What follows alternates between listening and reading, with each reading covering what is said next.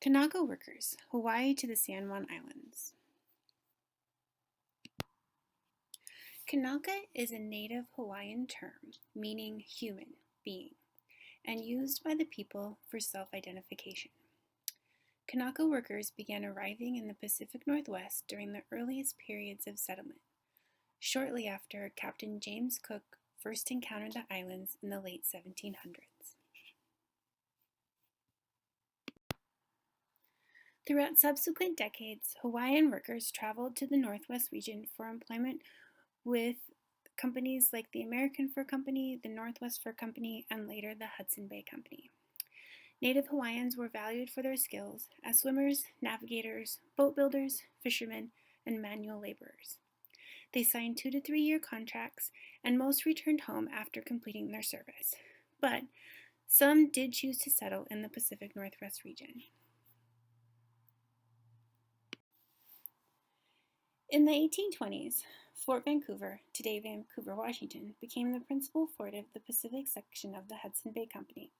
The fort housed Hudson Bay Company employees and their families, and its extensive operations included agricultural land, a shipyard, distillery, tannery, sawmill, gristmill, and dairies. In the 1840s and 50s, the number of Hawaiian employees increased and became so large the village became known as Kanaka Town or Kanaka Village. In the latter half of the 1850s, after the boundary was established between Canada and U.S. at the 49th parallel, the Hudson Bay Company withdrew its operation to Victoria, BC, leaving the fort and the village in the hands of the U.S. Army. Tensions began to grow between the Americans and the former British Hudson Bay Company employees, affecting the lives of the Kanaka, who were denied basic civil rights under the American government. As a result, many Kanaka chose to leave Fort Vancouver, settling on Vancouver Island, which housed the Hudson Bay Company's Fort Victoria and a British colony. Under British rule, the Kanaka had access to civil rights like land ownership and voting. The area they lived in became known as Kanaka Row, and many married into native tribes.